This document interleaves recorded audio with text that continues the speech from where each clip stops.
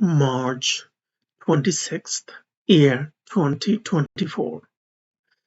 This is Mijanur Rahman. Today, I'm going to discuss the corporate tax return, also known as T2. For this demonstration, I'm going to use the profile software. And this is the information sheet. You can see it on the screen now. And these are the forms that I have used to prepare the T2 return for the corporation. Now, I want to get back to the Excel sheet and the PowerPoint so you can understand the concept better before we get to this T2 return step by step. At no time, if you do not have the training, education, and experience, you shouldn't attempt to prepare your own T2. It's not advisable unless you have the experience and education. Then it's a good idea. Then it might be okay for you to prepare a T2 return. But otherwise, you need to have some sort of education. Either you must have advanced CPA education or CPA certification, or some sort of education from accounting program at the university, something that allows you to prepare T2 or a CPA, as long as the programs, the educations you have taken are accredited by the CPA, that should be fine. But anyway, this is more for the business owners to see how a tax preparation is done. And if you're an accountant watching this demonstration, if there is something that you want to point out, please feel free to let me know. Anyhow, so let's move to the Excel sheet.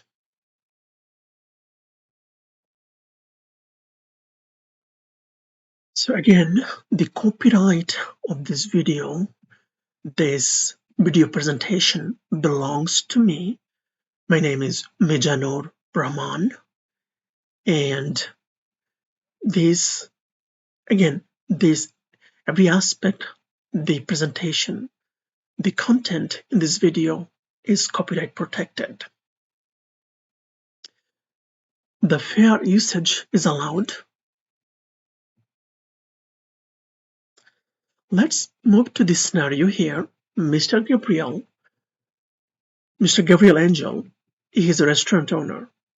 He is concerned with his personal taxes and corporate taxes. Mr. Angel is married to Miss Slathiel Angel. Should be Mrs. Perhaps I can change that right straight here. He is married to Mrs. Slathiel Angel. They have two adult daughters, Polly and Coco. Polly and Coco work full-time at the restaurant and go to school part-time. I have provided them on the screen. You can see the date of birth. I won't discuss that. By looking at the date of birth, you know right away Mr. and Mrs. Angel, they're in their 60s and they are retired. Well, perhaps they're not, but they are receiving their CPP and OS benefit. So the second step here is the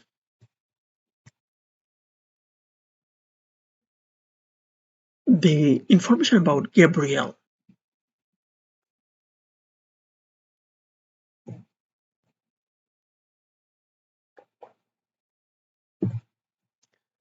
Gabriel, he started his business by taking personal loan of $50,000 and another $50,000 from his savings account. His total investment in the business is $100,000. The business was incorporated on January 2nd, 2023. The corporation, what I mean by that is the corporation's fiscal year ends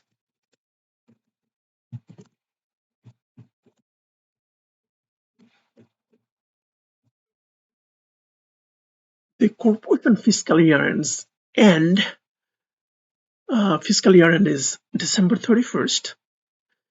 You can select a fiscal year end for a corporation, unlike the personal. So he selected December 31st, aligned with his personal tax return.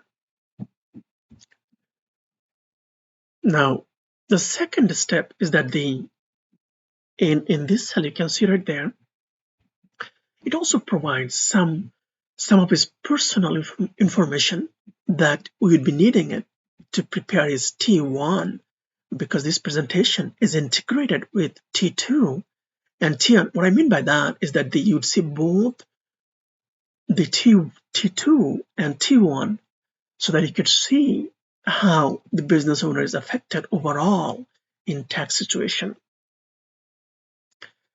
Gabriel incurred $2,100 medical expenses, and he contributed $30,000 in RRSP. He also withdrew $72,000 in annual salary from the corporation, and the name of the corporation is, let's take a look at that, Fine Pasta Restaurant Limited. So that's the name of the business. You could see it right here where the cursor is. And he earned $30,000 non-eligible or ineligible dividend. I'll explain that to you later on. What does that mean? He also earned another $10,000 in eligible dividend, $10,000 in US dividend, withholding tax of $100. Now you know, whenever you see foreign dividend, you need to pay attention to the withholding taxes. And he also incurred, maybe I could put a comma there.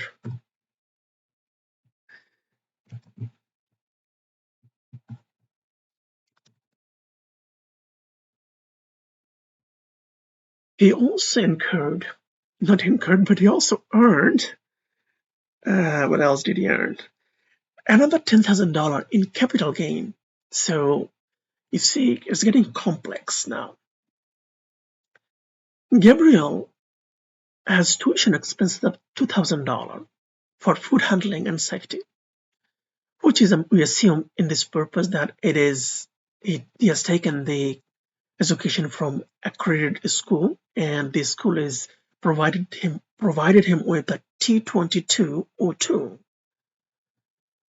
So he also received benefit of CPP benefit of 8604. I would have to take a look at that if I change this number later on the T2. Just keep in mind that just in case if I forget to update that on the Excel sheet. So you received a CPP benefit of $8,604. He also received an OS benefit, $8,556.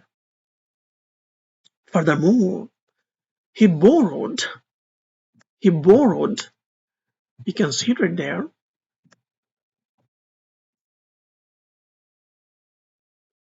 Gabriel borrowed $600,000 at a rate of 4% from a bank or lender, whichever you prefer to say, from a bank to invest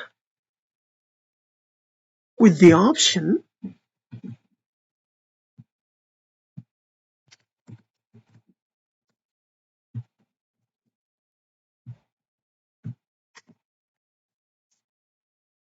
invest. So he borrowed with an option that he has two options. Say he could choose to make a balloon payment, both the interest and the principal of the investment, which is the 600,000. Don't get confused. This is his personal side. You see highlighted in purple? Highlighted in purple is his personal. This is personal information. We are going to need that because we're going to show that in T1.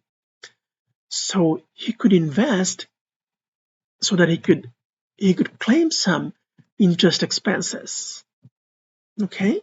And furthermore, you can see that he has another option. He could make annual payment with respect to the loan or line of credit he received. He could make the payment, the interest payment only, and make the principal payment at the end of the loan. I have to take a look at the interest deductibility option for the balloon payment. And sometimes it could get complex because the interpretation and the law is slightly different. If an expense is incurred and if it hasn't been paid, then I'd have to take a look at this law, whether we're allowed to deduct an interest on a balloon payment, which is the interest expenses deferred to the end. It's not a good idea to defer it. Okay?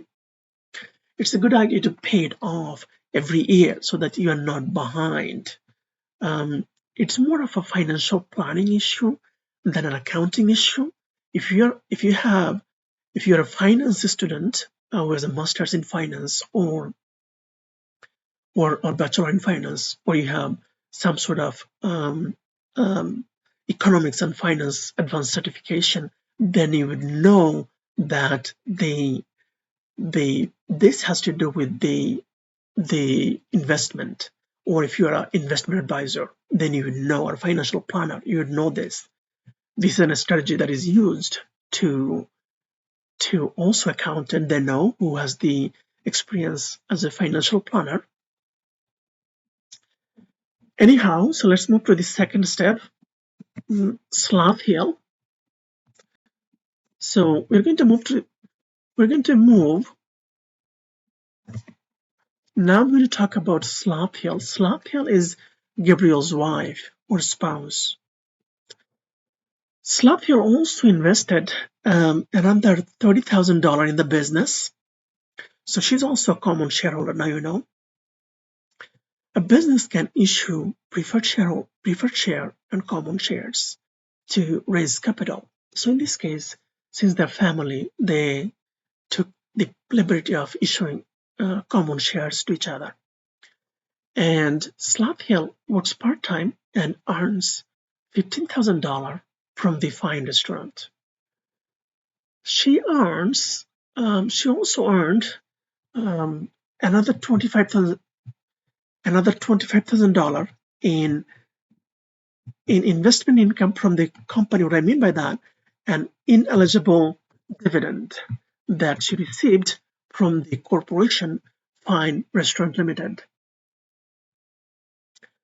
Slab Hill also claimed medical expenses of $2,100. I didn't show Slab Hill CPP, the CPP benefit and the OS benefit. You'll see that on the T1 for her.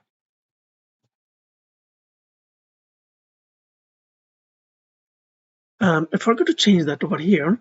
The restaurant actually generated $1.2 million in revenue.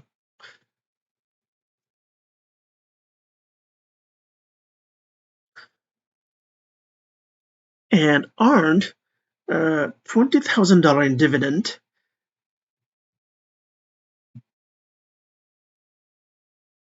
I have to make an adjustment here.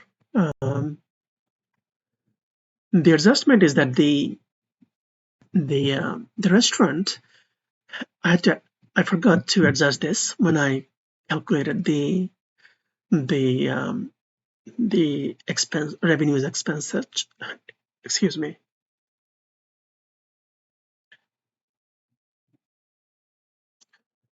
So in 2023, the restaurant generated $1.2 million in revenue, earned $30,000 in dividend income, and $10,000 in capital gain, $5,000 in interest income, and had a capital loss of $5,000 from the stock investment. The corporation also received a corporate life insured proceed of $50,000.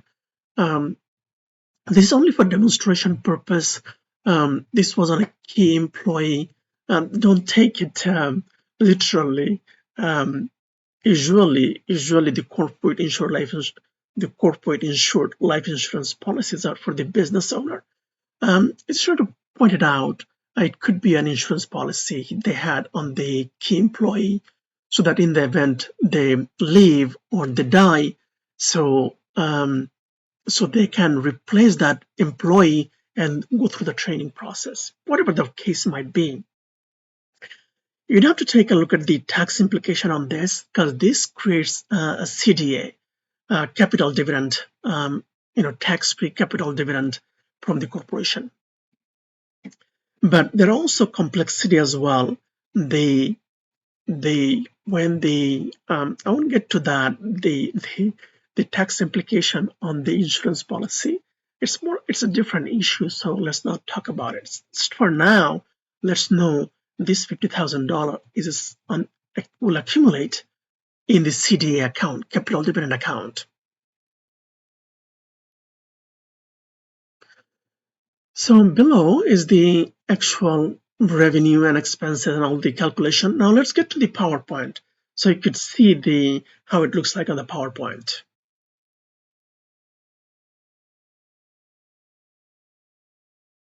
So this is the corporation tax return T2 integrate with the T1 tax return for the business owner. And this presentation includes the eligible dividend, non-eligible dividend, capital gain, capital loss, and tuition expenses. It is for the business owners. Again, it discusses the regular corporation and the business owner's spouses. In this particular video, I will not discuss the business owner's children, how they could help the business owner to reduce their taxes. Again, I just talked about this scenario on the Excel sheet. So this is the scenario. And this is Mr. Angel. He's withdrawing $6,000 as a salary. And this is his remittance. What I mean by that, perhaps I'll show that. So this is the net amount that he'll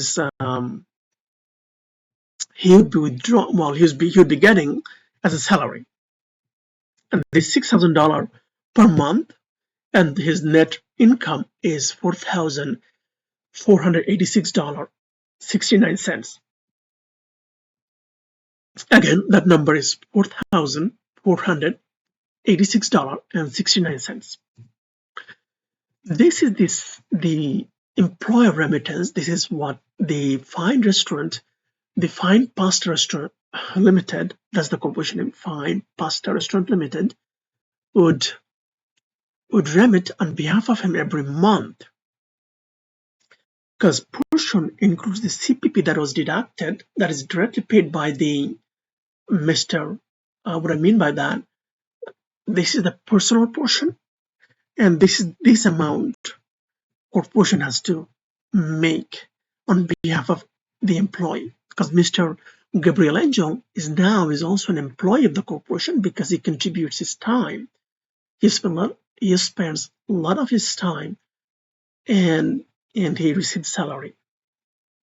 Because we work hard, we want to get paid, right?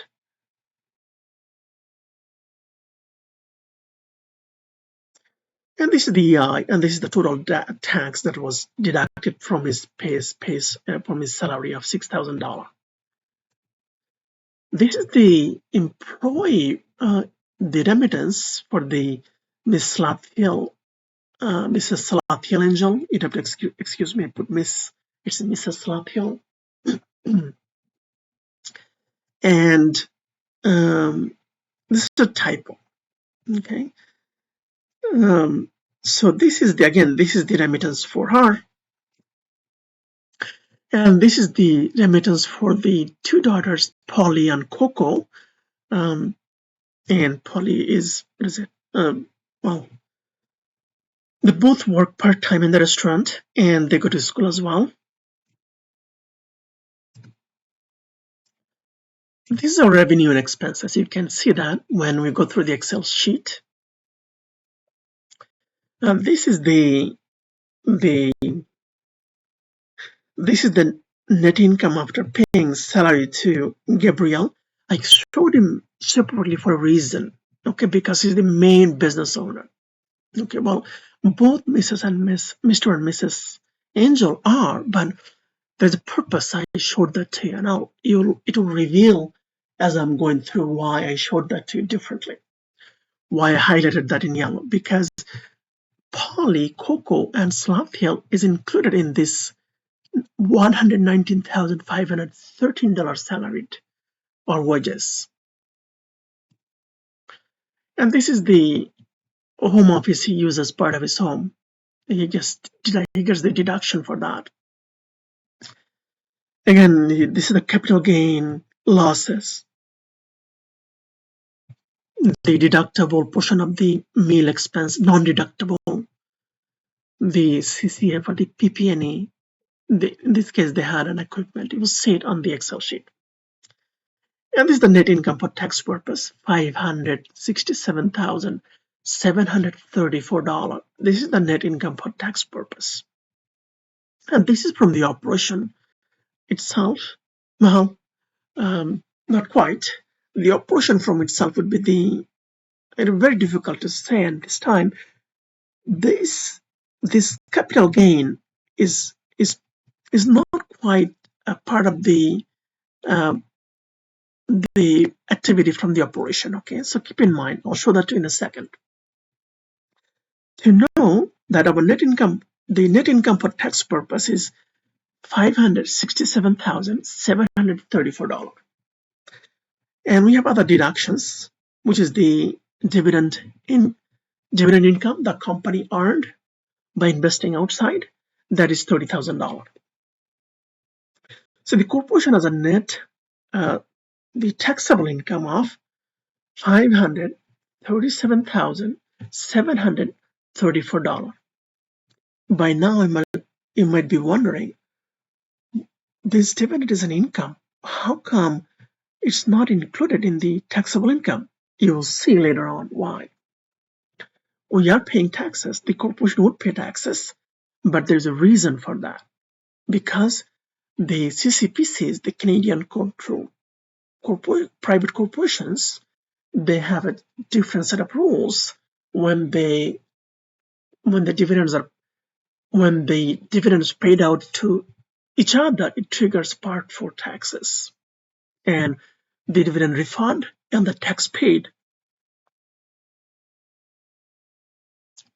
You will see that on the Excel sheet. It would be confusing for you now. So this is the tax calculation. Again, the taxable income is $537,734, and the general tax rate is 38%. You know that by now. So this is the $204,000. $339 is the taxes from the general tax rate. Thereafter, we have the abatement at 10% of this amount, $537,734. We get some deductions for abatement, 10%. That's $53,773. Now you have to add a refundable tax of 10%, which is the aggregated investment income. Okay, you can see that on the Excel sheet better. The PowerPoint presentation gives you a snapshot of it, so you can see exactly how much is the tax payable on the total taxable income. So there's another deduction we have is that the general rate reduction. Remember I told you earlier that I was going to show you the general rate reduction for the corporation. So in this case, we have that. So we have the income eligible for GR rate reduction is at the $25,234. And you can see the calculation over here. It's just the taxable income less than the small business deduction less the aggregated investment income. Okay. And I'll show you later on how it's calculated. And this is the GR we have. By the way, the small business deduction was $95,000 and GR general rate reduction is 13%, and that gives us $3,280. If we sum this up over here, the total deduction is $152,054, and remember the refundable tax at 10.67%, $1,333 is an addition. The refundable tax in part 1 is not a deduction. This amount is not a deduction. This two over here, where the cursor is showing, is not a deduction, okay? Only these red amounts are deduction right here. So our part 1 tax payable is $53,618 right over here. The part 4 tax payable is that, remember, we received a dividend from another corporation. You see that in detail in the T2 return, the tax preparation on the software. This $30,000 is the dividend income that the corporation earned. And this 38.33% is the eligible dividend that is, we'd have to pay taxes on this. Okay, the rate on the eligible dividend received, the corporation has to remit taxes on that. When the dividend was issued to the corporation, you see that how this works. It gets really slightly complicated how this works. But for now, know this: any dividend you received, you'd have to pay taxes on that in a corporation structure. Okay, both in personal, we're not talking personal here, we're talking about corporation. So this 30,000 times 38.33 would give us $11,500 in Part 4 taxes. This is a tax the corporation has to remit. So, and furthermore, we have the Ontario calculation. The Ontario tax is 3.2% is on the, you see that on the calculation on the lower portion, and there's a higher portion is, I think it's 11.5%. And these are the calculation for that, okay? So you'd see that in a few minutes.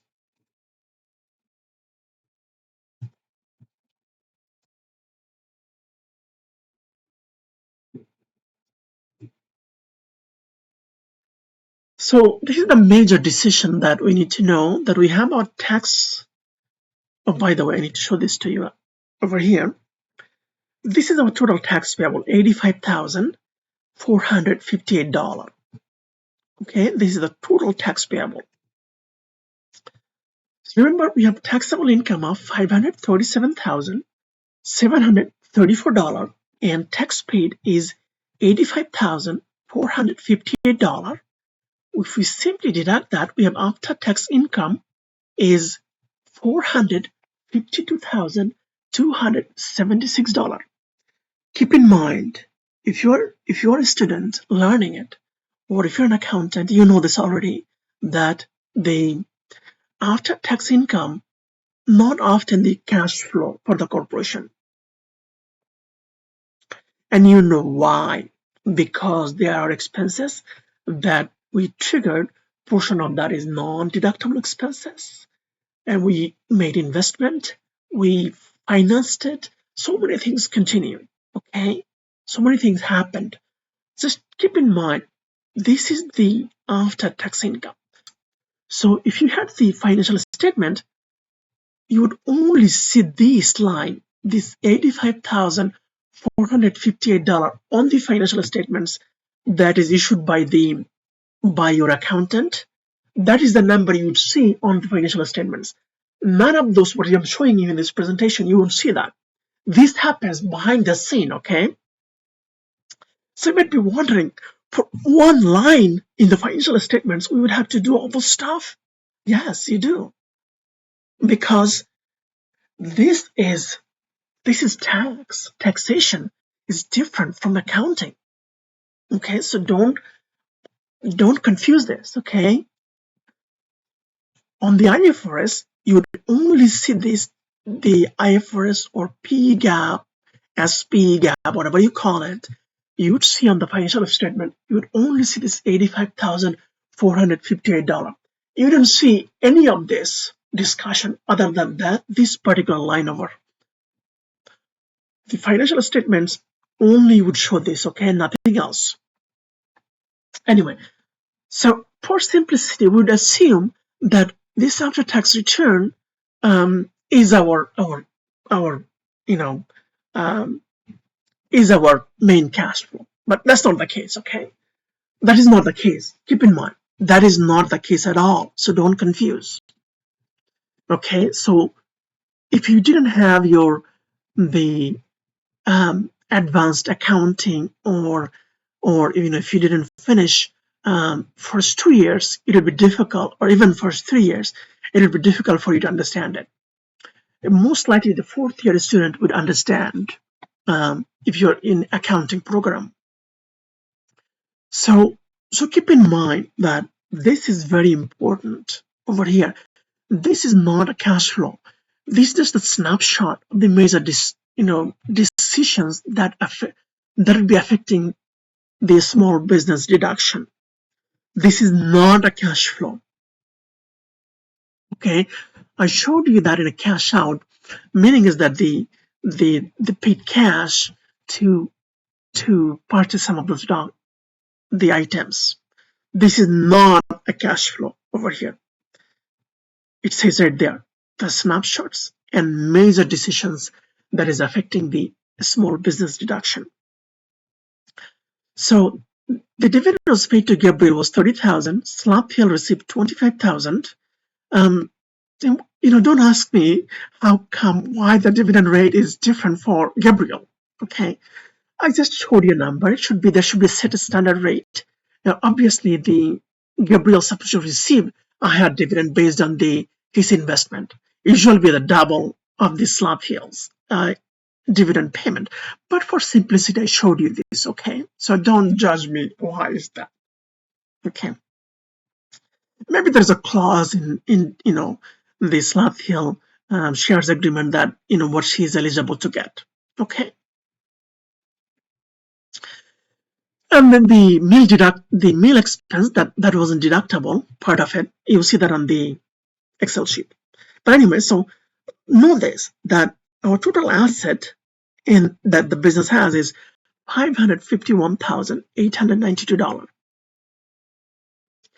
And remember, this investment in the stock market is $40,000 is something that you need to pay attention to it. I may have corrected it. I'm not sure if I had adjusted it. Let's go to the Excel sheet, okay? So you would see we can adjust it together.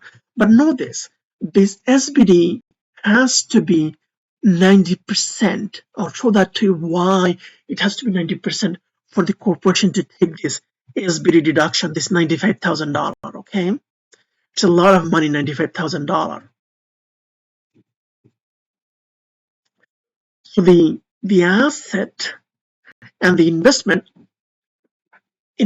for the non-business activities, the asset that is invested in the market, a stock market, mutual funds, other that doesn't generate the revenues, that is not used to generate revenues, that is considered the investment outside the business activities.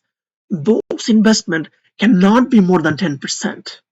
Usually, that's the standard rule. Okay, there might be an exception. I would have to take a look at the rules, the Income Tax Act. Again, let's move to the next slide. This is the aggregated investment income. You would see that how it's calculated. The taxable capital, the interest income, the net capital loss, the taxable capital gain. In this case, I forgot to put the gain there, and the interest income, the net capital loss, or allowable.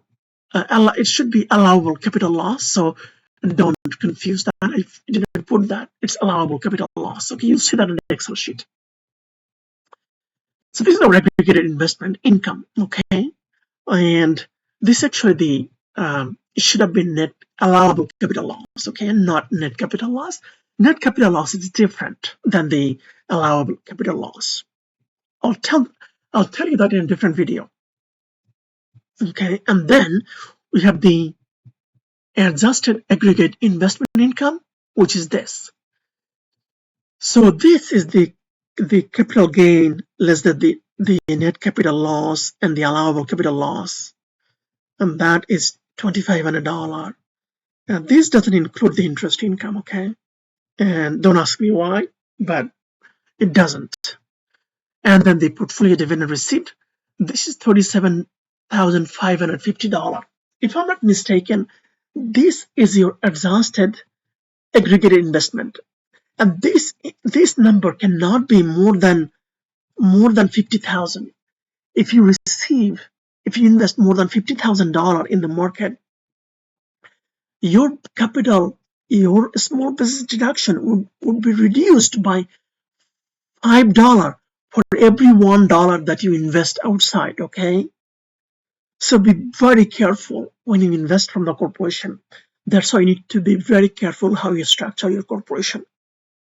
And sometimes you just would, if the corporation are earning millions of dollars, hundreds of millions, they probably wouldn't qualify for this in any way. It's for small businesses, okay? But if your revenue is, $500 million, who cares about? I mean, you do care. It would be a lot, but you just wouldn't qualify for it. If your total income is $100 million, you just wouldn't qualify for the small business deduction, right? Now, keep in mind, I think this to qualify for the small business deduction, there's also another threshold, which is that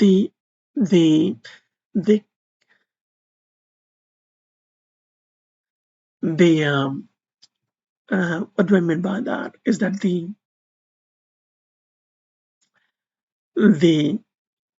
by the way, again, this number in our cases it was $50,000 or something like that. But if this number depends on the 90% of the asset, okay, but there's a limit to it, is the 10% of the total asset or $150,000, okay? So keep in mind, and if the aggregated invested income is over $150,000, the small business deduction wipes out, okay? So it's very tricky, okay? It's very tricky, okay? So it's a good idea to keep it below $50,000 so you don't lose the small business deduction. This is the rules here right there. Okay, $50,000 and $150,000. $150,000 in so it's a limit. Before $50,000, you get to take the full small business deduction of 19%, If it is anything above that, it gets reduced by $5 for every $1 investment. So now you know.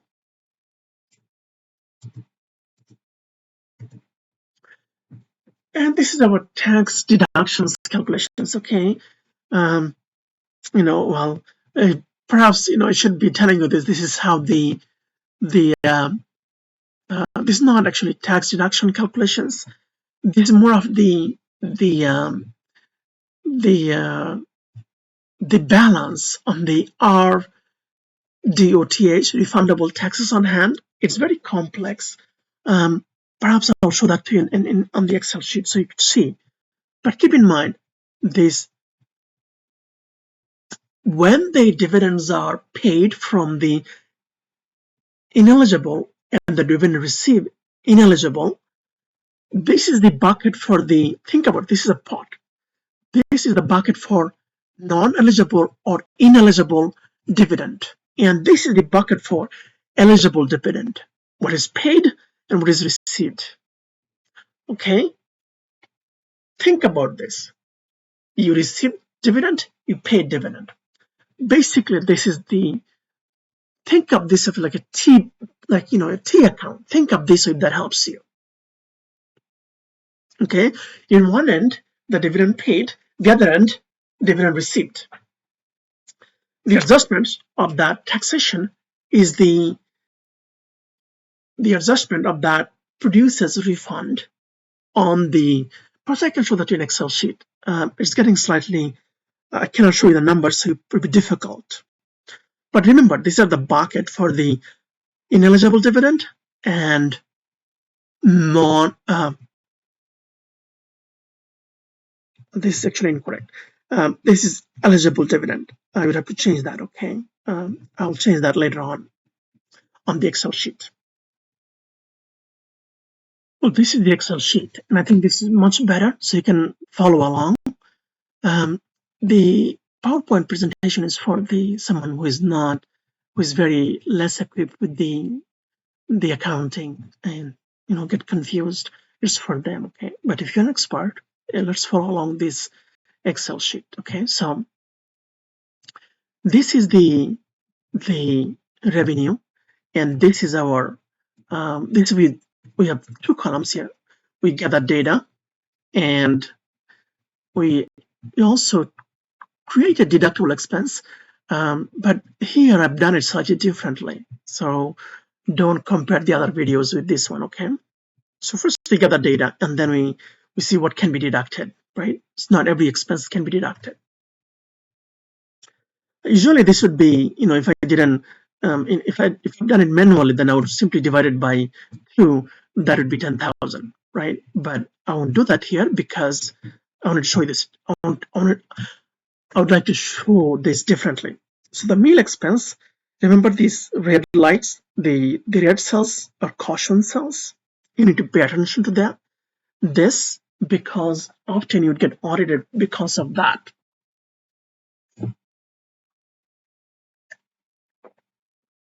So, so pay attention to this, okay? Whenever you see a cell is highlighted, there must be a reason for that. And you know here why this cell is highlighted, the salary cell.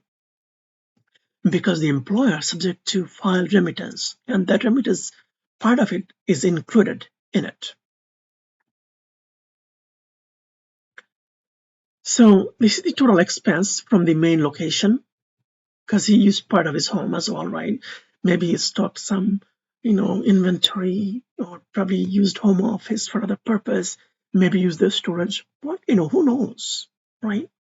But we'll make sure that the usage meets the criteria before we calculate before we use it for deduction purpose. So the net business income before the home office expense is $652,237. Where the plus sign, you can see it right there, right? Where my cursor is. And then we paid salary to Gabriel was $77,719. This amount includes the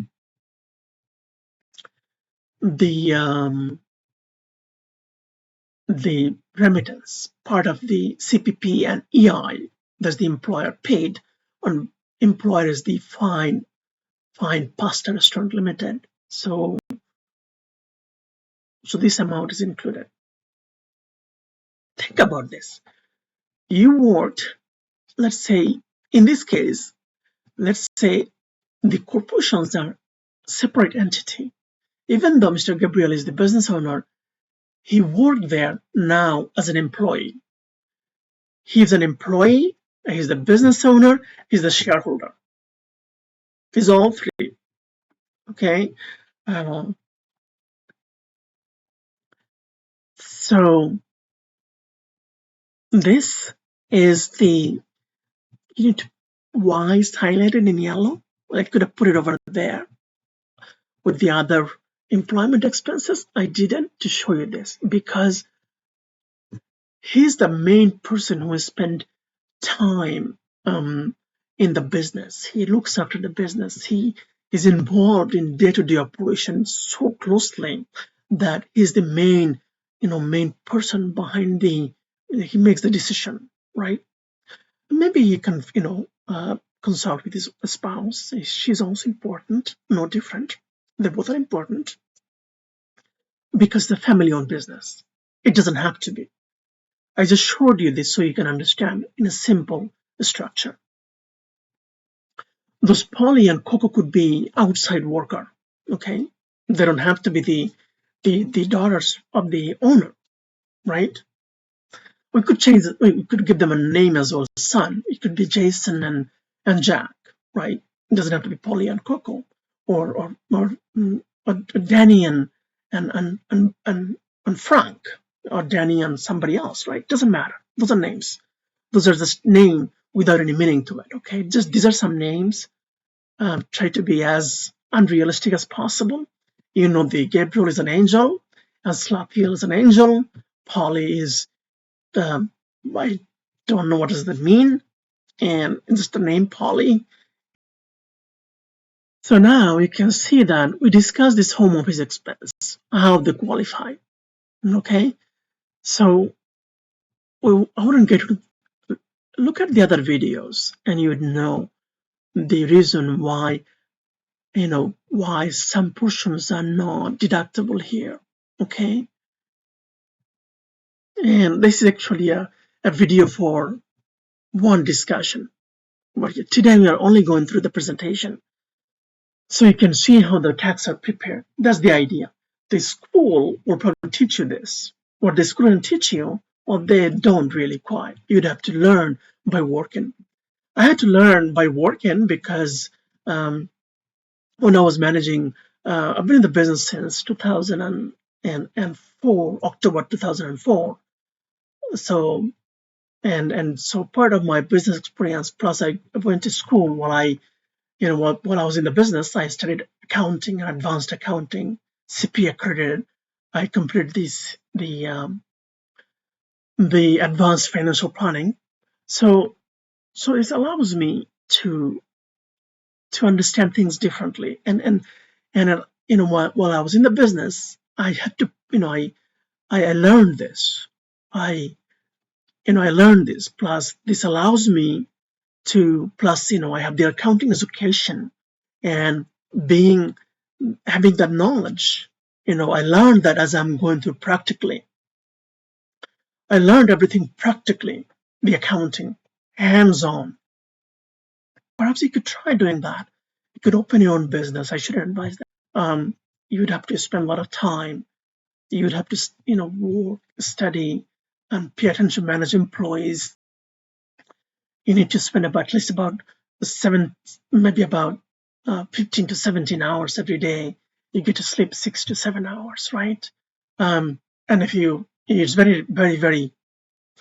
But once you set it up, you have a system figured out, you can manage it effectively, right? You could manage it. You could have the employee. If you have good employees, that's always a good idea to have good employees. If you have good employees, if you have a good system, you can rely on it. Sure, why not? Right? You could be in your office and you could study. Right? When you have no clients to look after, you could study. You could be an accountant or a financial planner running your own business. You could study, for law, right?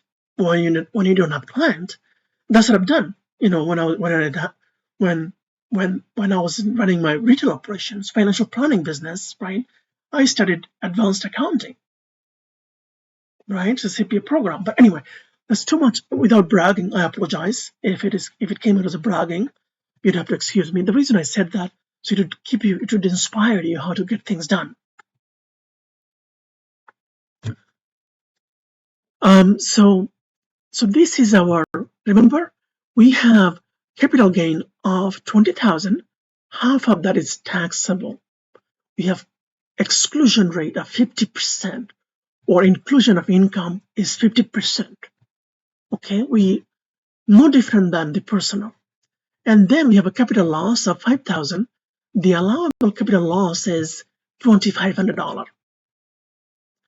And the net deductible portion of remember, the non-deductible portion of it, remember, we have $20,000 in meal expenses over here, right, that you could see right there.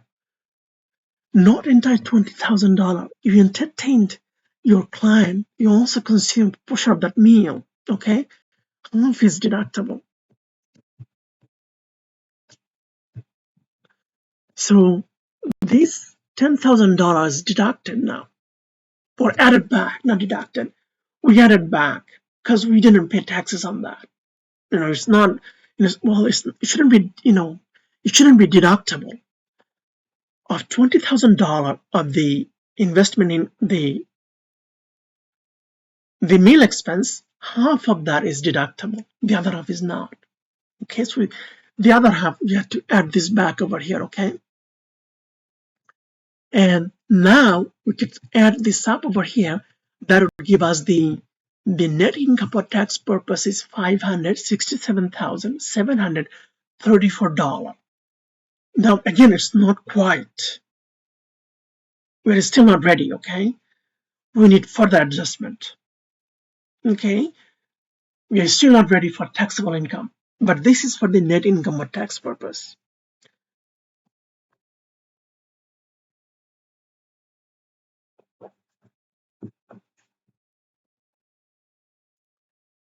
So remember that dividend income we talked about? We earned, the fine pasta earned $30,000 dividend. Your professor, or if you're an accountant, you already learned it. Why the dividends are not, why they're deducted from the revenue source, right? When everything comes in, it comes in one bucket, and then you have to separate it. Okay, that's what it's done here. There's different tax obligations, tax liabilities. Part 1, Part 2, Part 3, and Part 4 taxes. In this video, we won't talk about Part 2 and Part 3. We'll mostly talk about Part 1 and Part 4.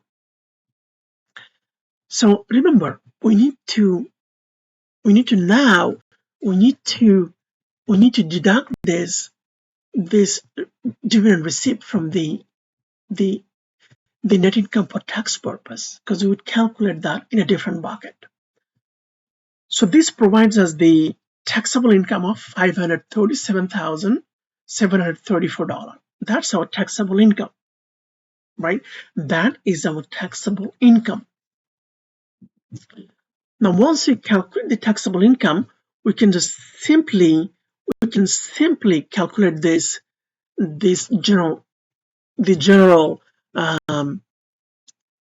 tax at 38%. If we click on this cell right here, you can see this is how it's calculated. Okay. These cells times 30% over here. Oops, that's the wrong folder. My mistake, right one. This cell times 38% gives us the general tax rate. That's $204,000. The abatement is the total taxable income times 10%. Okay, that is the abatement. And this right here, highlighted in, right now you could see, highlighted in light blue, it's an addition. It's not a deduction. The refundable tax at 10.67% is not a deduction, it's an addition. Perhaps I could have showed this up over here. Would make things more interesting. I'll do that for the next video. So then the small business deduction, the refundable tax is arises from the taxable income less the SBD, the lesser of, the least of, the least of two. The taxable income less the small business deduction times 10.67% would give you this number over here, right here, okay? The aggregate investment income is no different than the here you can see where they came from. 10,000 plus 2,500 and plus this $5,000 somewhere. Where did it go?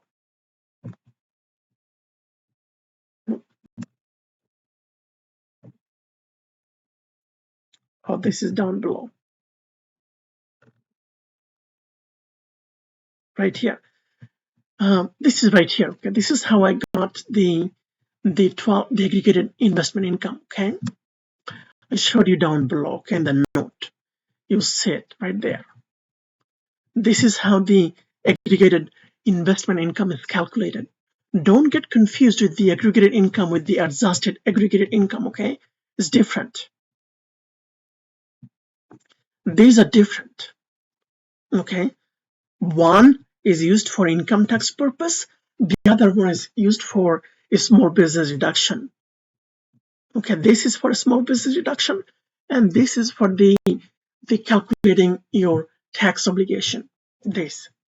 Note 1, aggregated investment income is to calculate your tax obligation. Note 2, the adjusted aggregated investment income, it's used to assess your small business deduction.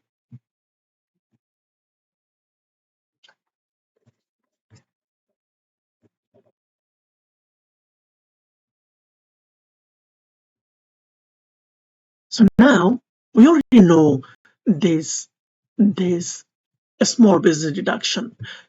Where it becomes tricky is that when the corporations are associated or they're connected with each other, the associations of corporations, let's say you were the shareholder, in this case, Mr. Gabriel and Slaphill, they own shares in the Fine restaurant. Let's assume that the Polly owns another corporation, okay? Or Slaphill herself owns another corporation. That corporation, now they're connected corporation.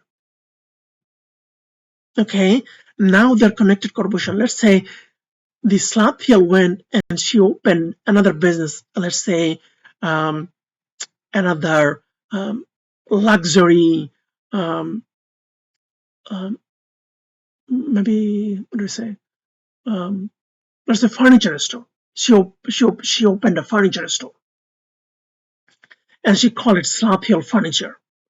So that Slaphill Furniture is now, if it's incorporated, they would share a small business deduction that is limited to $500,000. Okay, so if that happens, then this would be a different ball game. Okay, different issue here. But remember, it would be the list of this how it's calculated here. Okay, I'll post the Excel sheet so you could take a look at it. Okay,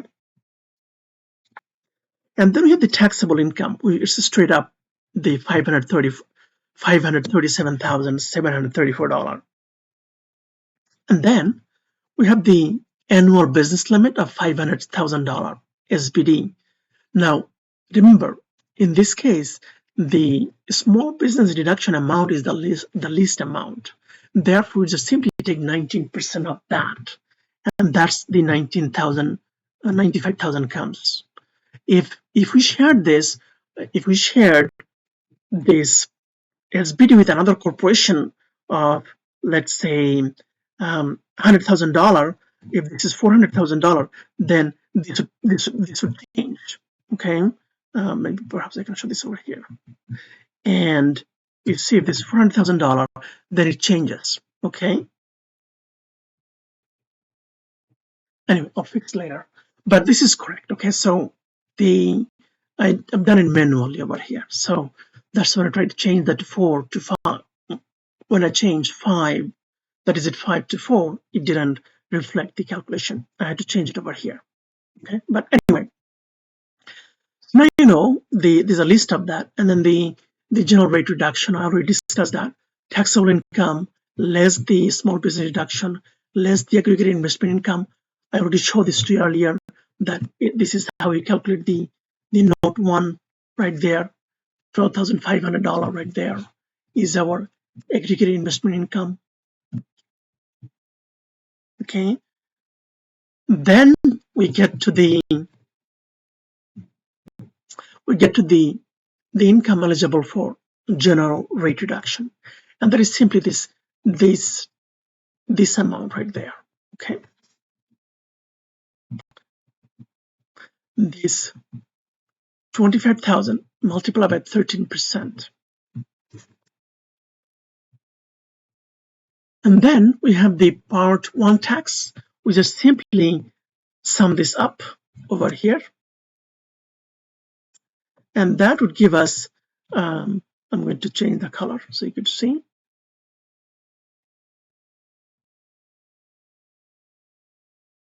Right, okay, in white. Okay, if we sum this up, that would give us 53,000.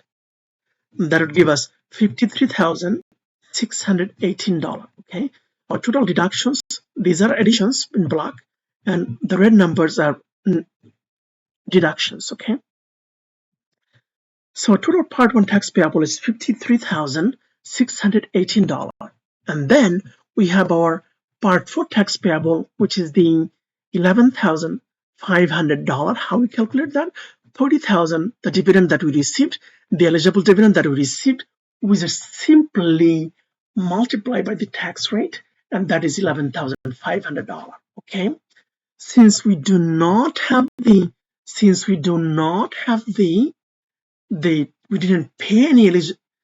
didn't pay out any dividend to the corporation, the only way we would eligible for the dividend deduction if the dividend was paid out to the corporation, a CCPC in Canada, or other qualified corporation.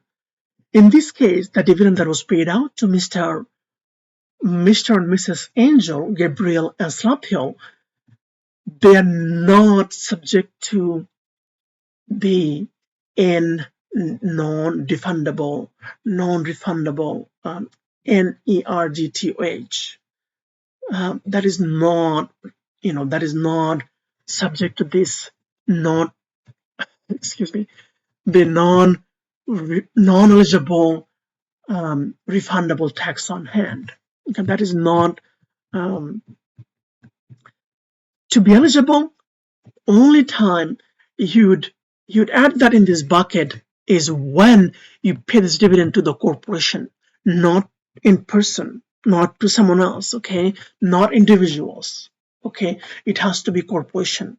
Okay, only this and this are the non-eligible refundable tax on hand is and the eligible refundable tax on hand. These two buckets in gray over here only keeps track of the dividends paid to the corporation, not to individuals, not to individual shareholders, because of this, the final distribution has not been made to the individuals. Okay, the individuals are the end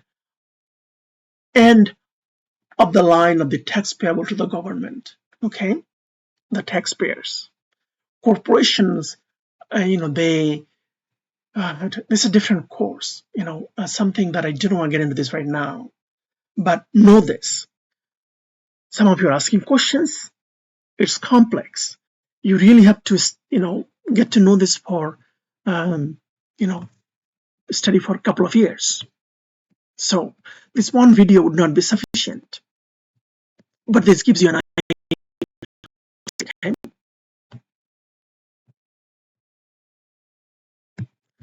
So now we know our part for tax over here is just simply dividend we received.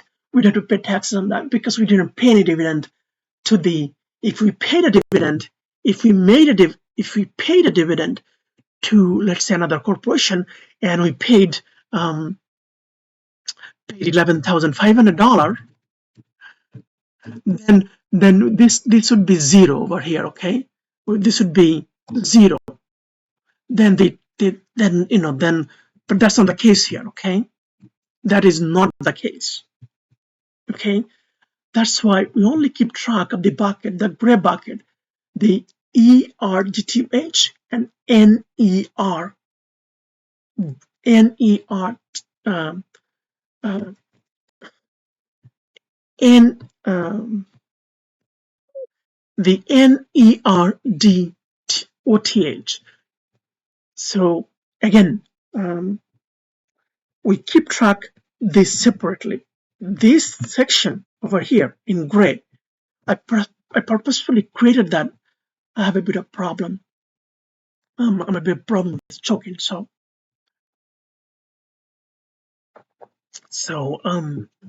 that's why sometimes I get difficulty pronouncing things. Could be my throat is dry. Anyway, so not only me, many people actually have difficulty pronouncing this. So many accountants I know them personally as well. So, but when it comes to reading it out, non-eligible refundable tax on hand and eligible refundable tax on hand. So So this gray bucket is only for the corporation, not for individuals. If the dividends are paid to individuals, it doesn't matter. Okay.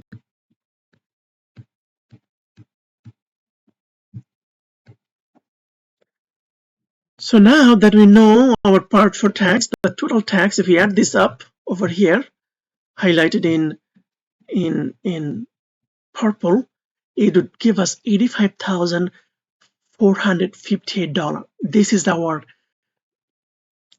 total tax payable.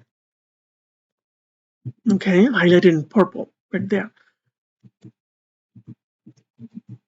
Okay, and this is the snapshots of the major deductions decisions that would be affecting the SBD.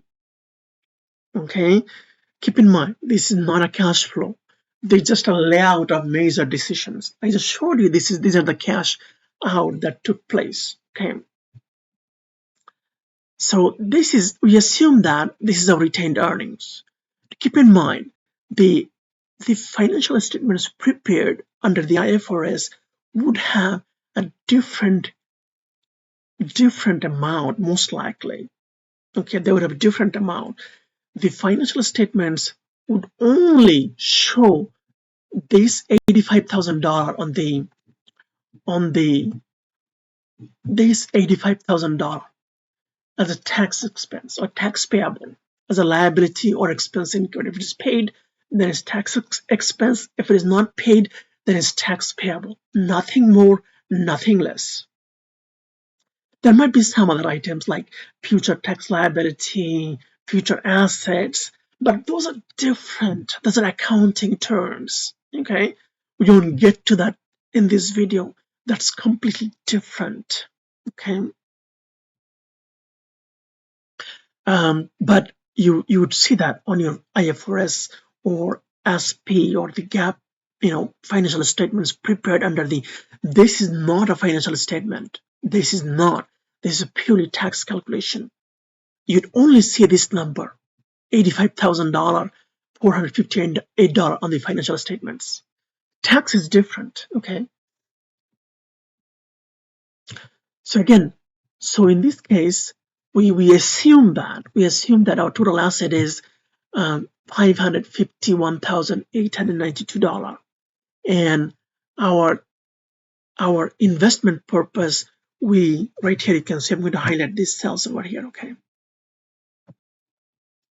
So this is 40,000 plus this 50,000 is our $50,000, right? And this is the total amount, $50,000 is the total investment, and this is our total asset, okay? So if we divide this 50,000 by this total asset over here, that would give us 0.9%. The company as a whole is 1. So if we just simply sum this up,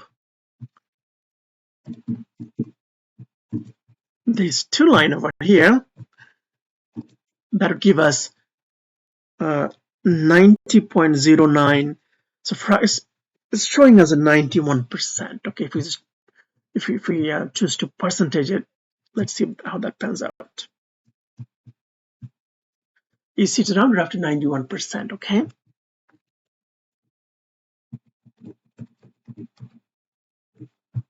All right. So now remember something. This number is asset is to generate. We need to make sure that these two, this investment in outside the business activities, does not. Often you might argue that the money market is actually a very liquid to cash. Let's say that this is short-term investment and that $50,000. Okay, so any amount that if we invest over $50,000 would possibly trigger. Now this is actually different. Okay, the SBD purpose. Okay, but I showed you this. The 91% of the asset must be used in the business, so it meets this threshold. So we are on the 91% rule, 90% rule. This is the main character of the SBD, okay?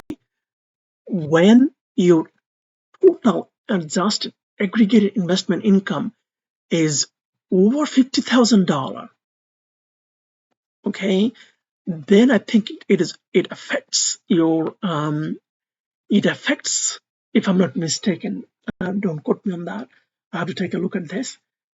If your adjusted aggregated investments, okay, so when the adjusted aggregated investment is over $50,000, then you probably, I'm not sure whether they would consider investment income. In this case, the adjusted aggregated investment income, the interest income is excluded. But I have to take a look at that. But keep in mind that your investment, the rule of thumb is that the 90% of the asset must be used to generate business. And whenever you have the adjusted aggregated investment income is over $50,000, then your every dollar investment that you invested in the market would reduce your the capital deduction. Okay, aggregated investment income. Okay, so whenever you have, that means you are no longer in the main, so every business is a main line. Okay, so investment becoming as a part of the business, right? So it becoming your base, one of the another source of major stream revenue source. Okay, so it's not part. You're not. This would be different for a bank or an investment firm. They're in the business of investing. That's their main activities. Okay, so you're not talking about bank or mortgage company or mutual funds or company that is purely earns investment income. That is their main product. Okay, their financial statements are prepared differently.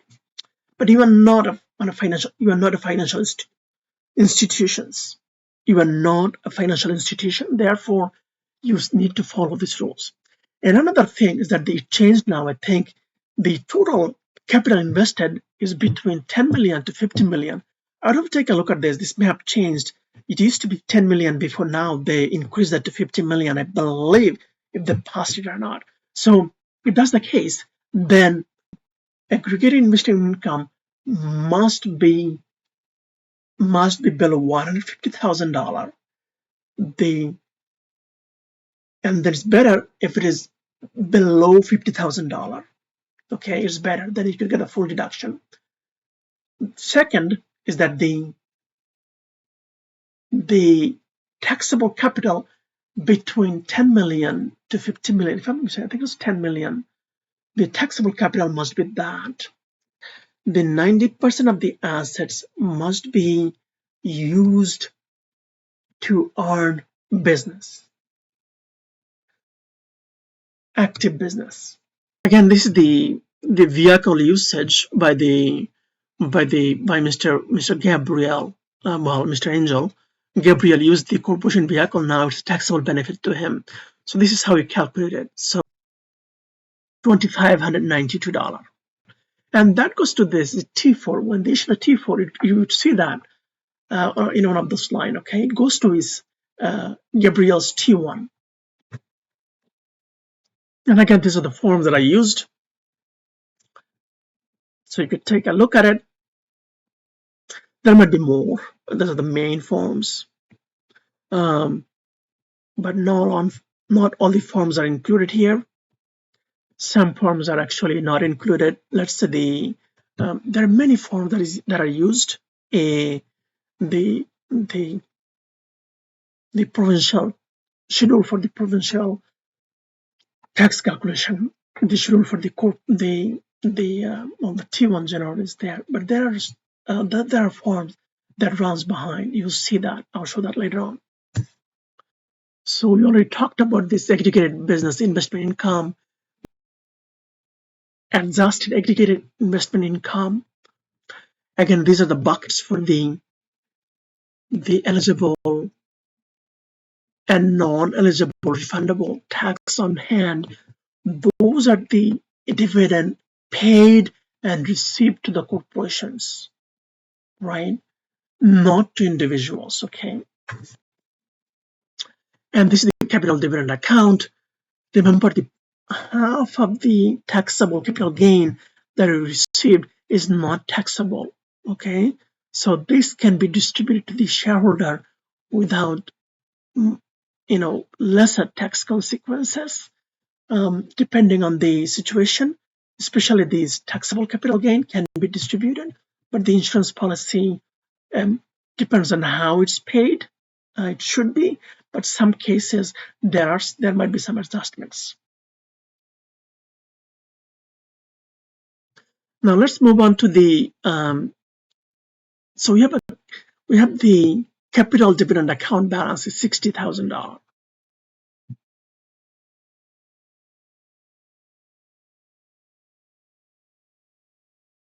So this is the profile tax calculation. The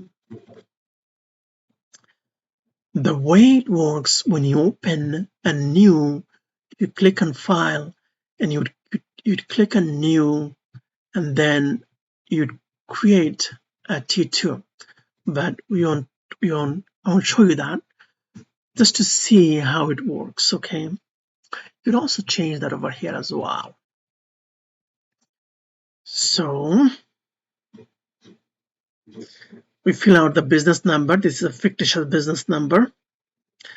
This is the incorporation date of the corporation, okay? It's telling me here why it's yellow, because it's saying that hey, you're 12 months fiscal year end, but why are you choosing why the day is 1 day shorter? Okay, that's what it is.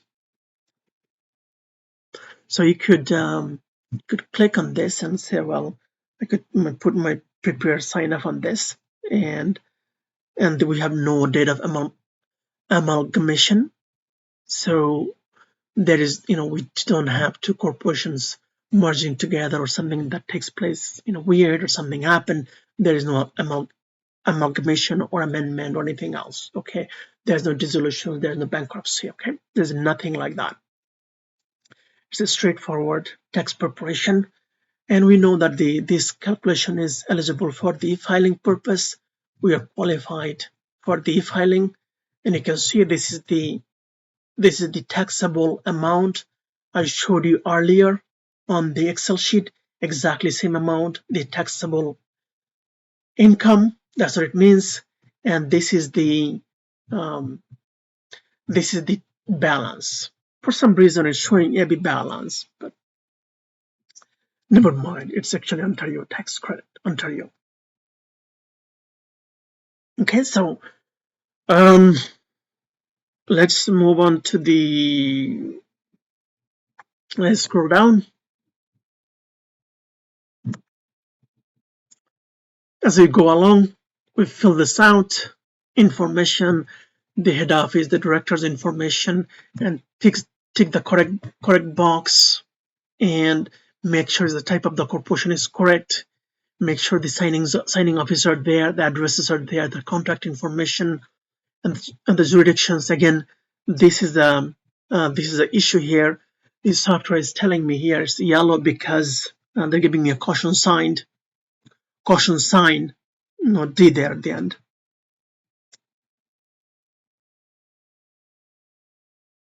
It was telling me that as of May 15, 2021, you can no longer file Ontario Corporations Information Act annual returns form, that form number, with the Canada Revenue Agency. For updated information on filing with the Ontario Incorporation annual return, go to Ontario Business Registry. Okay, so there's something that updated. We need to take a look into that. But I won't discuss this in this video.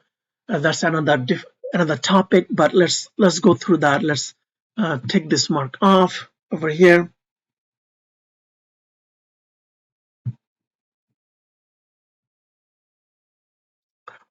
Okay, so now we move to we fill out this form. You could see some of my information over here. So my phone number, my email address is there. You could contact me if you have any questions, concerns, or if I made a typo or errors and omissions, please feel free. Okay, so this is T20 T2125. We could add as many as we like. You could add a different form from here or from there by clicking over here. We could go to GFI, and we could add one more by clicking here. Okay, a company could have a discontinued operation. A company could have more than 4 or 5 operations. Okay, so now we're almost done. Okay, so we enter our data here. This is I chose a different line over here. I would have to include this. You can add lines depending on the software. So I chose other revenue here. It should be the revenue from food services. So so you'd have to excuse me here. For some reason, that line is not there, or service industry or food production. So I put other revenue there. It could be, you could put over here if that is qualified. But you could add lines. So my revenue is 1.2 million, and then the total revenue is this. This should be the main source of revenue. I'd have to add that later on. Okay. And then we have the inventory, raw material, and all the, the cost of the food sold, right? We added that right there. Keep in mind, each corporation, they might have a different way of doing things. So they might do it differently. Rather than looking at the raw material, they might look at how many meals were sold. There might be different way of doing things. Okay, there are different way of doing things. So this is something that we assume that this is the raw material used to prepare the food. It's a direct material, right? So that is the raw material used. So we just assume this is the cost of the foods that are sold outside to the customer, because they're in the business of selling food, right? Often this number could be included based on the kitchen staff, their salary, the everything that's taking place in the kitchen. We could add this over here, depending on how you look at it. Okay, but for simplicity, we would keep it as simple as possible. We assume that this is the amount of the inventory purchased, inventories was on hand, and the closing inventory ending. So the cost of the sale would be, sales is $300,000. Our revenue is 1.2 million, and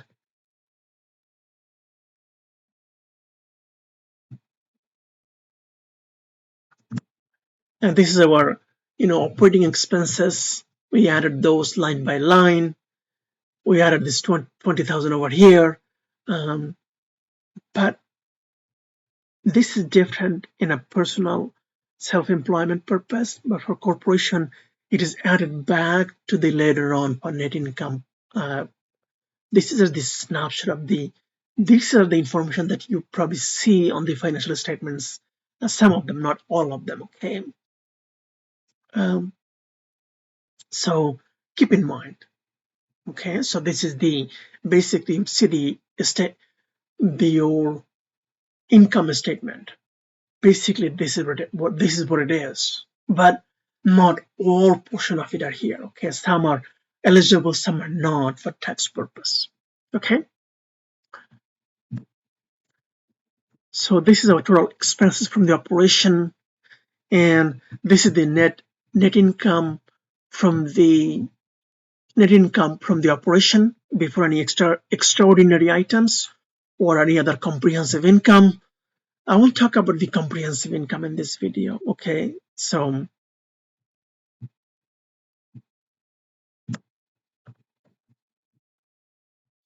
most businesses are large businesses. They don't get to calculate, claim this small business deduction. Okay, so at some point your business will grow really large, and you won't probably care much about this is a small business deduction. Okay,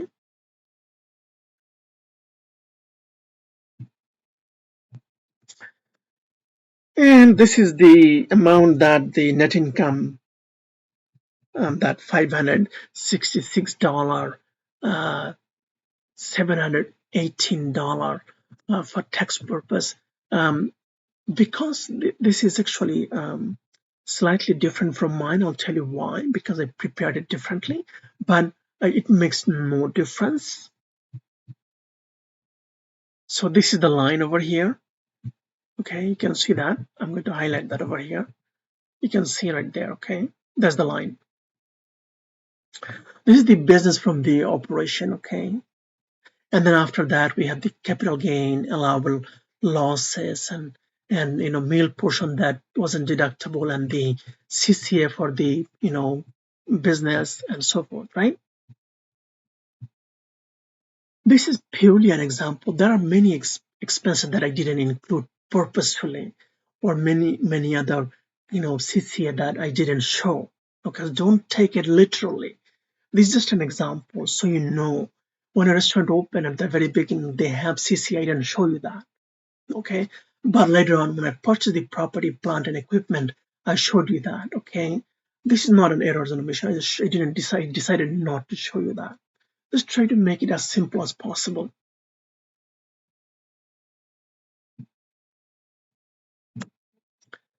Okay, so now we move to our class 8. This is the CC expense. So we bought this piece of basically it's a food processing custom built machines. It's a 1 unit. So it qualifies to be under 43, but I showed you this over here. Is we acquired this in November 2023. I think it falls under this class 43, but if it was before that, I think before that it fall under the 53 class. But I think because of the timing, I purposefully put it in 43. So then this is the additions. We had no UCC. Usually we probably would have some UCC at the very beginning of the year. Maybe this is the beginning of the first year operation, and they probably have they bought other things. I didn't show you that right over here. You'd probably have another $30,000-$40,000 in UCC, okay, or maybe zero, okay. But in this case now it would be zero because this is a new business. So I wanted to show you this how it works. In the second year, this amount you would see this amount, this UCC balance, $93,408 as the opening balance of the UCC. Okay, over here you see that the beginning UCC in line 2. Okay, you see that.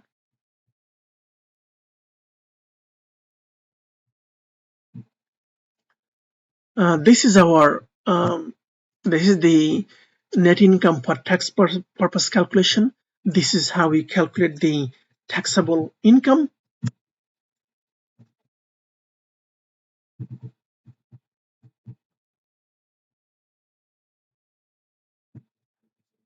So this is for the net income for tax purpose over here. Schedule 1 on my Excel sheet, you'll see right here. This is the cell over here. They match perfectly, $567,734. Okay, because of you could see it over here, it's simplified. That this is because of even though this is something that we had to take under consideration. Okay, because this is the total business income from the operation for tax purpose, right?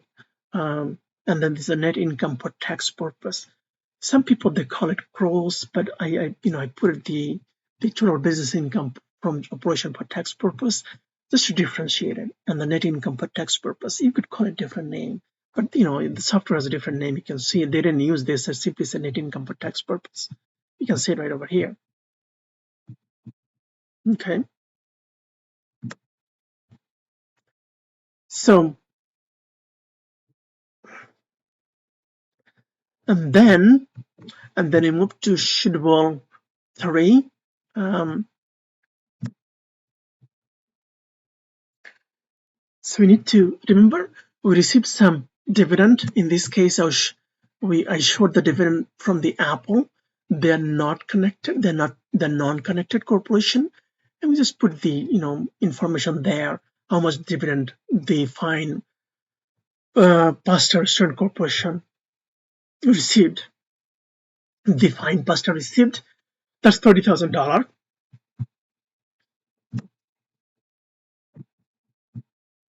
And this is the again we had to pay this tax, and that's the tax rate over here. You can see 38.1%, basically 38.33333%. And then this is the tax payable from part 4. Okay.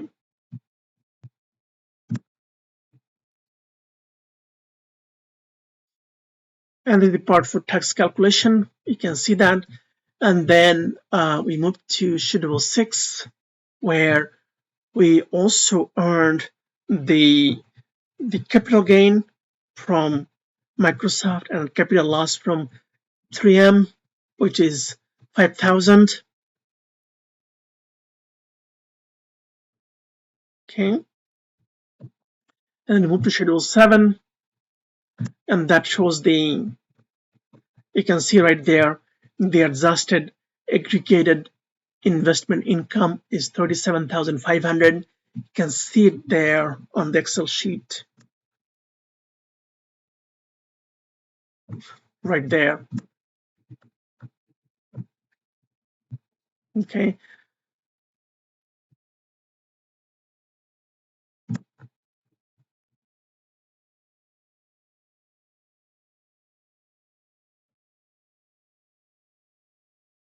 This is our balance sheet. Okay. This may not reflect the balance sheet that is prepared under the IFRS, just a word of caution. And this is Schedule 500, Ontario Corporation Tax Calculation. And am I missing anything? This is the T2. This is what the Revenue Canada cares very much for it. Okay, this is right here. This is my information over here. You can see the tax preparer information, the every numbers here. What I mean by that, the information, the revenue, expenses, the investments, these are, I created them so you can understand it. This is not a real corporation. It is a real return, but it's not filed with CRA. Okay, I just created a scenario so you can understand it. Okay, so now you know at the end, this is our tax balance payable, and that needs to be paid. We can also click on this over here. If you want to make an installment payment, you can do so by clicking on this over here, right over here, amount paid. You could show that to 0. Okay, you could just say 85,458. You'll see there is no more tax payable. Okay, your balance is 0. That's not the case. Okay.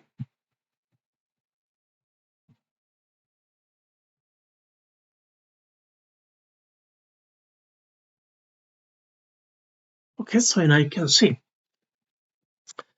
So now let's move on to I won't get into the detail of this tax preparation T2 because I don't want you to make a mistake. You really need to get an accountant. This is very complex, and sometimes I had difficulty speaking as well. So I don't want to get into the detailed discussion in this.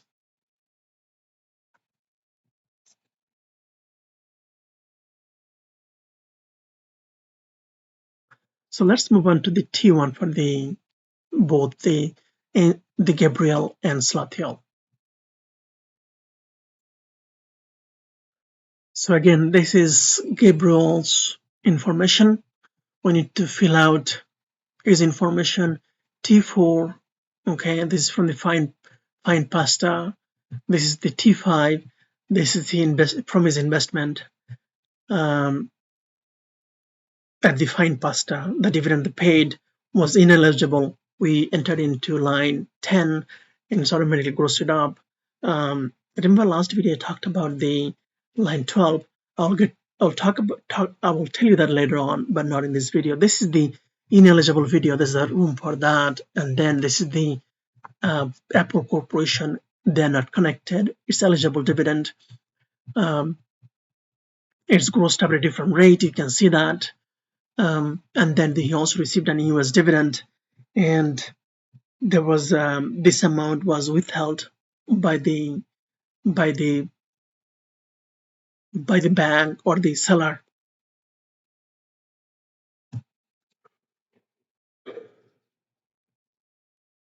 I didn't show you the transaction cost. You can deduct that as well.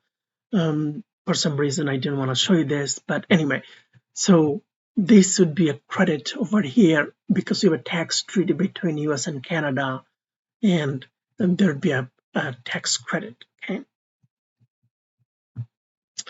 This is the T4P pension benefits that he received.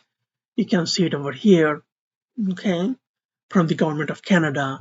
This is his OS benefit right there, what he received from the government of Canada. This is the other income that shows if there's any other income. Let's say if you had an interest income or something, then you'd use this form.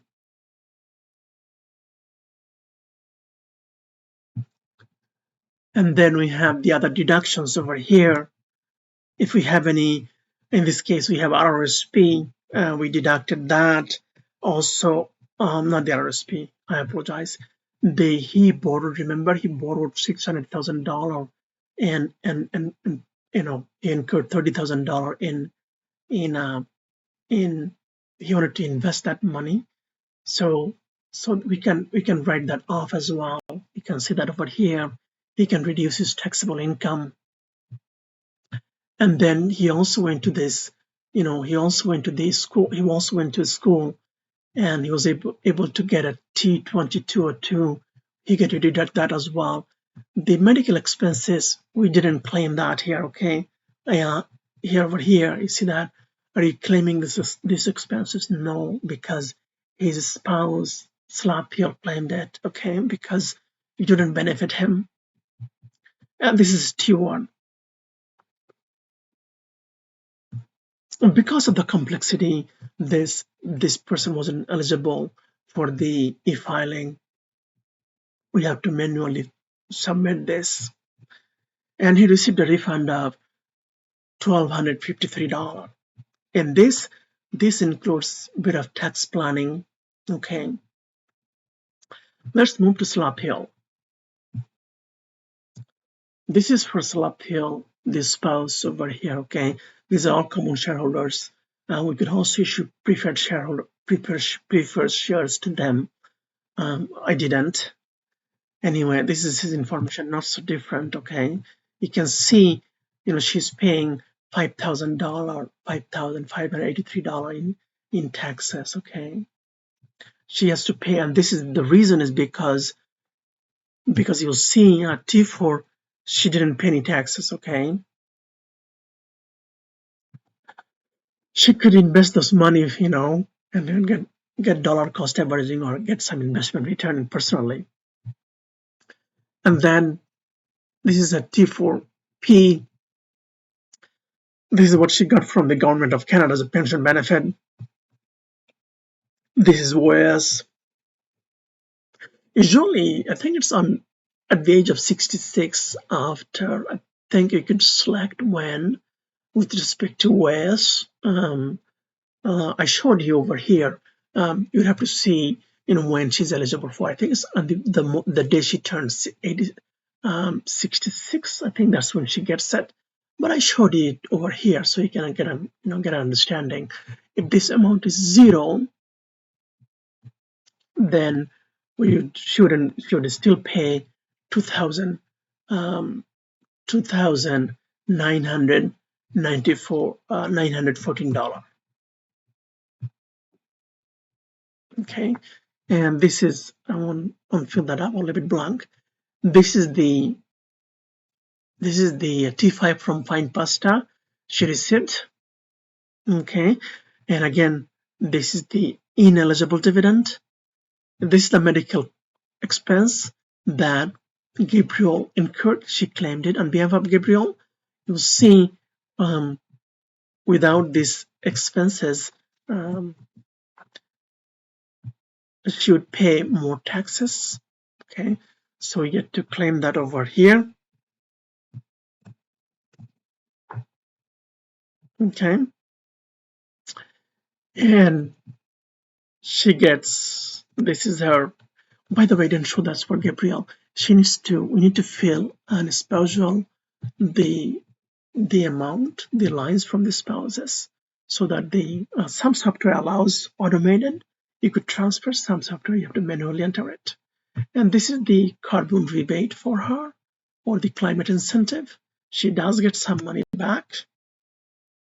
500. She gets $840. Okay, or $560 if she's in Toronto. This is T183. The corporation the individual, they all file this T183, sign it, and return that to the accountant, and they file it on behalf of them. And this is the T1 for her. I'm going to put the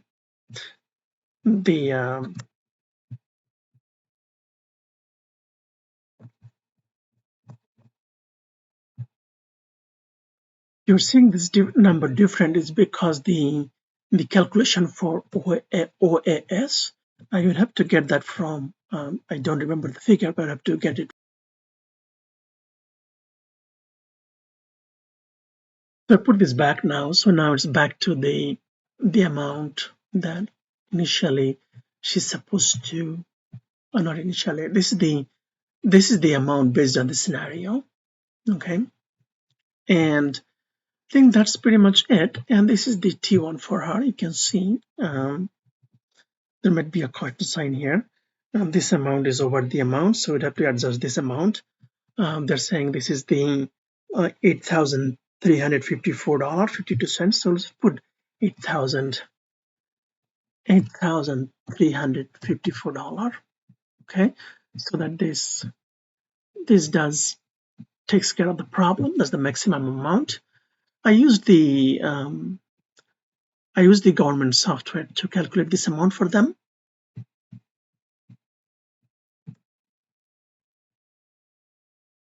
Again, so this is the final T1 for her. Okay.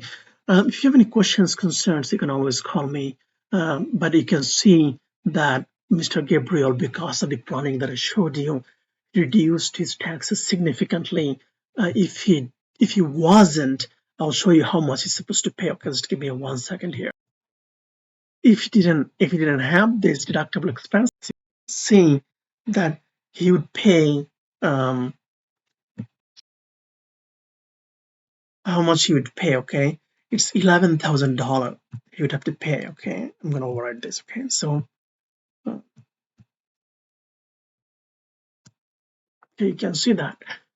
So because of this planning, if he didn't have this, he would pay $11,000. Okay, furthermore, if he didn't take the dividend, he would miss out the dividend tax credit. Let's say the dividend he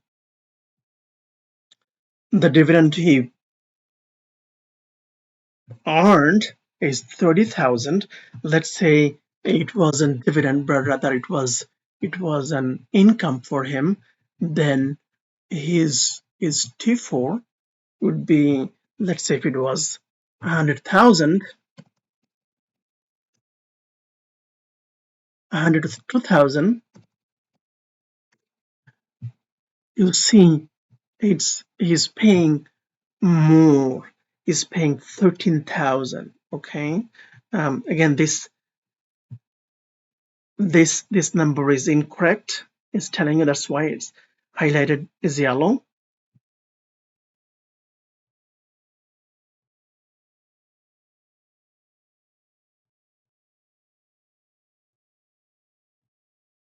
Again, the profile is showing this number inaccurate, so that's why you need to see this number is inaccurate because I just showed you over here. Okay, this is based on the 72,000.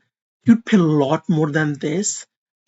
Software is not, for some reason it's showing like $12,673. It would be a lot more than this. It would be probably about 20,000 or more. Okay, because on $100,000, if you take a look at this, on $100,000, his tax payable nearly about probably $25,000 to $30,000. So this would jump.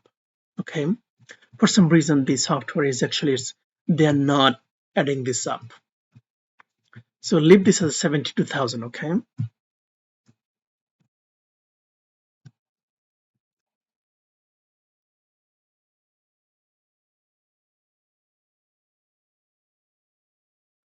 And we would put this back to 30,000.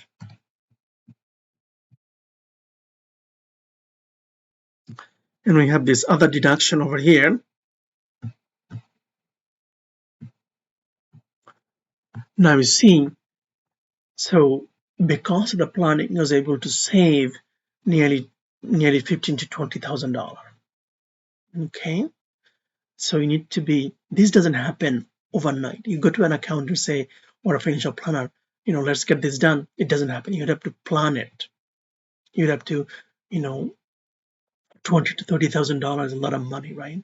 If you save that in 10 years, 20 years, if you save every year $10,000 in 20 years, maybe 15 years, it's $150,000 plus the if you get 5% return, it's a lot of money, right?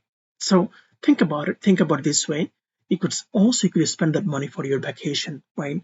Or you could go somewhere. You could spend quality time with your family, right? Use that money.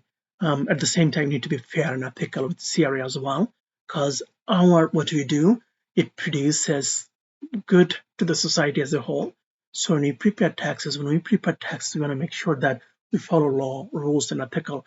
I apologize. Sometimes I said the business, some of the words didn't come out clear. So if that happens, you could let me know via email or via comments on the video, underneath the video. I would truly appreciate feedbacks. Thank you very much. This is Mijanur. Today is March 27th, year 2024. I'm going to show you my contact information, how to contact me. So now you know Gabriel needs a plan. He can further reduce his tax expenses. He may not be able to, but he can create some other strategy. I incorporated some of the planning for him. Gabriel needs a financial plan. Both Gabriel and Slaphill needs to reduce their financial risks and business liabilities, and then need a legal plan to protect themselves and the business. This is my contact information. You can always call me at any time. Here is a disclaimer and notice. This is only a sample demonstration for a specific situation. Please contact the professional for accounting, legal, and investment. Whoever for legal advice, a lawyer, a paralegal, for accounting, an accountant, or someone who has accounting background, investment advice, someone who has investment background and investment advice or investment license. Okay. So be aware of that. And that's pretty much it. Well, thank you very much for listening.